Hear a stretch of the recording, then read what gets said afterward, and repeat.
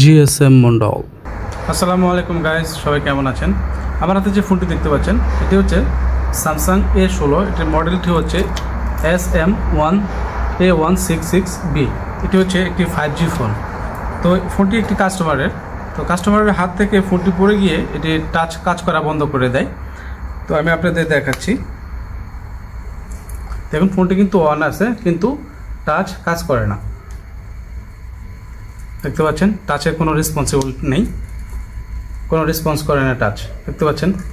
তো মূলত আমি এখন এটি দেখব যে টাচটি কেন কাজ করে না, এবং বর্ণীয় সহায়তায় আমি যে এটির টাচের যে লাইনগুলো আছে সেগুলো এক এক করে জিআর ভ্যালু এবং হট টেস্টিং করব। তাহলে চলুন শুরু করা যাক। তো আমি প্রথমে মাদারবোর্ডটিকে বডি থেকে আলাদা করে নেব। তো দেখতে পাচ্ছেন আমি কিন্তু মাদারবোর্ডটিকে বডি থেকে আলাদা করে নিলাম। এখন আমি টাচের যে লাইনগুলো আছে সেগুলো জিআর ভ্যালু চেক করব। তো আমি বর্ণীয় স্কিমেটিক ওপেন করে নিলাম। এবার এখানে যে লাইনগুলো দেখতে পাচ্ছেন এগুলি সবগুলি টাচের লাইন। তো আমি এটা আগে থেকেই বের করে রেখেছি। দেখতে পাচ্ছেন এখানে TSP enable, TSP serial clock, TSP serial data, TSP installation and VDD TSP 3.0, VDD IO 1.8 and BPS power. তো এখন প্রথমে আমি যে কানেক্টর আছে ডিসপ্লের কানেক্টরে যে টাচের লাইনগুলো আসছে সেগুলোর এক এক করে জিআর ভ্যালু মেপে নিব। তো আমি জিআর ভ্যালু মেপে নিচ্ছি। তো প্রথমে এক নম্বর যে পিনটা আছে সেটি হচ্ছে ভিডিডি টিএসপি 3.0 লাইন। তো এক নম্বর পিনের জিআর ভ্যালু দেখেন। তো দেখতে পাচ্ছেন এক নম্বর পিনের জিআর ভ্যালু কিন্তু 700-600 এরকম আছে। তো দ্বিতীয় নম্বরটা নেই। এরপরে তৃতীয় নম্বরের যে লাইনটা আছে সেটি হচ্ছে আপনার টিএসপি সিরিয়াল ডাটা 1.8। তো দেখতে পাচ্ছি এখানে কিন্তু 487 আছে। এরপরে যে লাইনটা সেটি হচ্ছে আপনার টিএসপি আইএনটি, এটা টাচ ইনস্টলেশনের যেটা দেখতে পাচ্ছেন এটাতে কিন্তু জিআর ভ্যালু নেই, একদম 0 আমি আবারও দেখছি নিচের থেকে। তো দেখতে পাচ্ছেন এটিতে কিন্তু কোনো জিআর ভ্যালু নেই, একদম 0 দেখাচ্ছে। এরপরে যে লাইনটা আছে সেটি হচ্ছে সিরিয়াল ক্লক। তো সিরিয়াল ক্লকের লাইনটাও দেখব। তো দেখতে পাচ্ছেন সিরিয়াল ক্লকে কিন্তু জিআর ভ্যালু আছে। তার মানে এখানে যে 4টা লাইন আছে, 4টা লাইনের ভিতরে আপনার যে টিএসপি ইনস্টলেশনের যে পিনটা সেটাতে কিন্তু জিআর ভ্যালু নেই। তো দেখি এই লাইনটা কোথা থেকে আসছে। তো দেখেন বর্ণীয়র এই লাইনটা সোজা চলে গেছে একদম সিপিওতে। সিপিও এখানে একটি দেখতে পাচ্ছেন রেজিস্টার আছে। এই রেজিস্টারের মাধ্যমে রেজিস্টারের এক পাশে পাওয়ার আইসি থেকে ভিডিডি 1.8 লাইন এসেছে, এবং এটি একটি সিরিজ লাইন, এবং সিপিও থেকে সিগন্যাল চলে আসছে রেজিস্টারের এই মাথায়। তো এই ইনস্টলেশন এবং 1.8 দুটোই মিলে কানেক্টরে চলে আসছে এখানে 1.8 প্লাস সিগন্যাল। তো এই 1.8 প্লাস যে সিগন্যালটা সিপিও থেকে পাঠাচ্ছে এটা কিন্তু এখানে মিসিং আছে। তো আমি দেখবো এখানে যে রেজিস্টারটা আছে, এই যে রেজিস্টারটা দেখতে পাচ্ছেন, তো দেখবো এই রেজিস্টারে 1.8 ভোল্ট এই পাশে এবং এই পাশে 1.8 ভোল্ট আসে কিনা। তো এখানে আমি হট টেস্টিং করব। হট টেস্টিংয়ের মাধ্যমে দেখব যদি দুই পাশেই ঠিক থাকে এবং এখানে ভ্যালু আসে বা এখানে যদি ভোল্টেজ আসে, তাহলে এখান থেকে রেজিস্টারের এই মাথা থেকে কানেক্টরের এই পিনে আপনার বিপ মোডে চেক করে দেখব যে কানেকশন আছে কিনা। যদি কানেকশন না থাকে তাহলে এই রেজিস্টারের এই মাথা থেকে একটি জাম্পার এই কানেক্টরের এখানে লাগিয়ে দিয়ে দেখব টাচটি ঠিকঠাক কাজ করছে কিনা। তাহলে চলুন প্রথমে দেখে নিই যে এই রেজিস্টারটি ঠিক আছে কিনা, বা রেজিস্টারের দুই প্রান্তেই ভ্যালু বা ভোল্টেজ পাওয়া যায় কিনা। এর জন্য আমি প্রথমে ফোনটিকে বডিতে ফিটিং করে নিচ্ছি।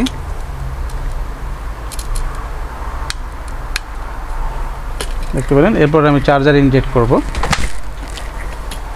তো চার্জার লাগিয়ে নিচ্ছি। তো দেখতে পেলেন চার্জার লাগিয়ে এরপরে মাদারবোর্ডটা উল্টা করে এই পাশে জিআর ভোল্টেজ চেক করব।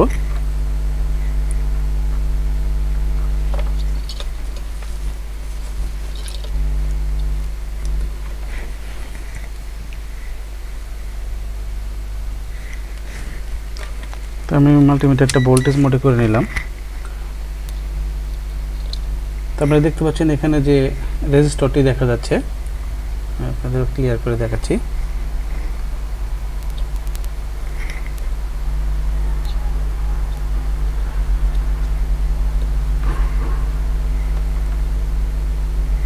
দেখতে পাচ্ছেন এখানে যে রেজিস্টরটা, এই রেজিস্টরের এই পাশে 1.8 দেখতে পাচ্ছেন, 1.0 এই পাশে ভোল্টেজ আছে এবং রেজিস্টরের অপর প্রান্তে দেখুন এখানেও কিন্তু 1.0 আসে এবং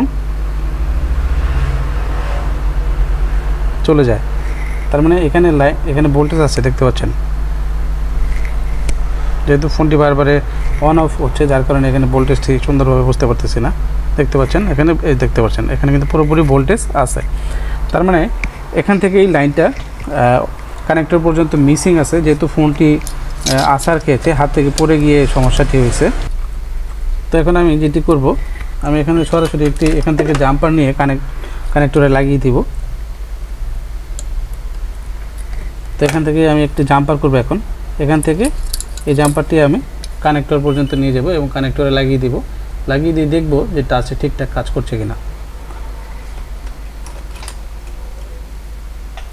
তো এর জন্য প্রথমে আমি একটি জাম্পার ওয়্যার নিয়ে নিচ্ছি।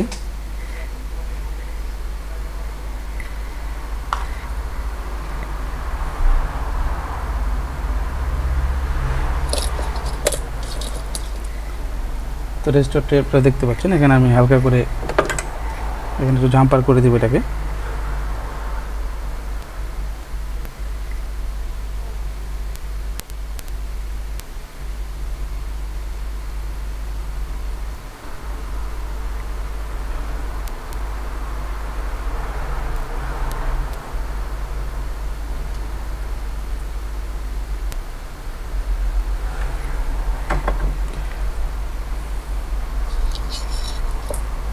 দেখতে পেলেন আমি কিন্তু সিপিইউর পাশে জাম্পার করে ফেলছি। এবার কানেক্টরে জাম্পারটি করে দিব।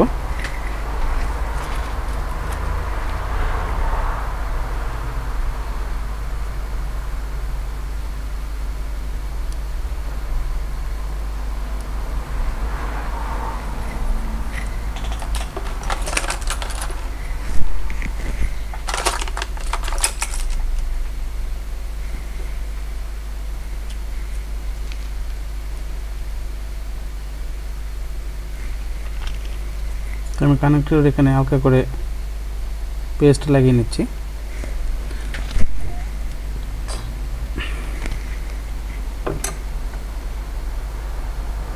তো এবার জাম্পারের মাথাটি এখানে কানেক্ট করে দিব।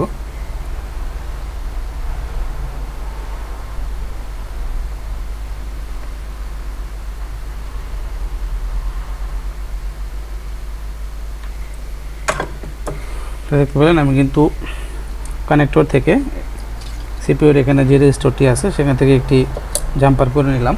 এবার চেক করে দেখব টাচটি কাজ করছে কিনা। তো এখন আমি মাদারবোর্ডটি বডিতে ফিটিং করে নিই চেক করার জন্য।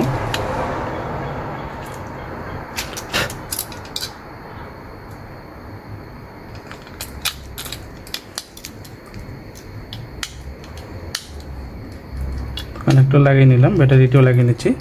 এবার পাওয়ার প্রেস করব। তো দেখতে পাচ্ছেন ফোনটা কিন্তু লোগো চলে আসছে। এবার পুরোপুরি ওপেন হওয়া পর্যন্ত অপেক্ষা করব।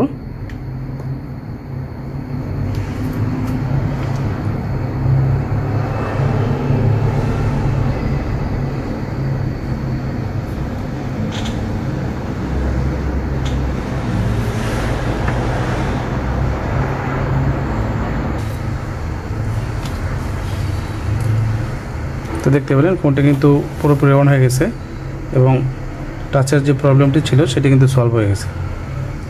দেখতে পাচ্ছেন টাচটা কিন্তু এখন ঠিকঠাক কাজ করছে। তো মূলত প্রবলেম ছিল ফোনটি হাত থেকে পড়ে গিয়ে কানেক্টর অবধি যে লাইনটি ছিল সিপিইউ থেকে সেটি মিসিং ছিল, ইন্টারনালি ব্রেক হয়ে গেছে। তো জাম্পার করার কারণে এখন কিন্তু টাচটি ঠিকঠাক কাজ করছে দেখতে পাচ্ছেন।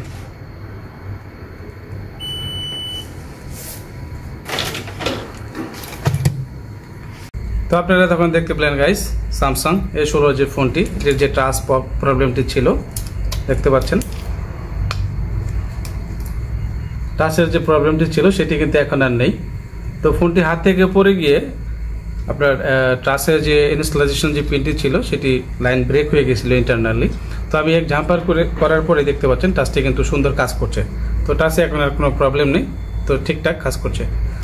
তো এক জাম্পারেই কাজটা কিন্তু কমপ্লিট হয়ে গেল। তো আপনাদের যদি এরকম কোনো ফোন থেকে থাকে আর আপনারা আমার দ্বারা ঠিক করাতে চান, তাহলে ভিডিওর ডিসক্রিপশন লিঙ্কে আমার ফোন নাম্বার এবং আমার দোকানের অ্যাড্রেস দেওয়া থাকবে। আপনারা আমার সাথে হোয়াটসঅ্যাপে অথবা সরাসরি আমার দোকানে চলে আসতে পারেন। তো এরকম আর ভিডিও পেতে অবশ্যই আমার চ্যানেলটিকে লাইক, কমেন্ট, শেয়ার করবেন এবং পাশে থাকা বেল আইকনটি প্রেস করে রাখবেন, যাতে নোটিফিকেশন পেয়ে যান ভিডিও আপলোড করার সাথে সাথে। এতক্ষণ সঙ্গে থাকার জন্য অসংখ্য ধন্যবাদ।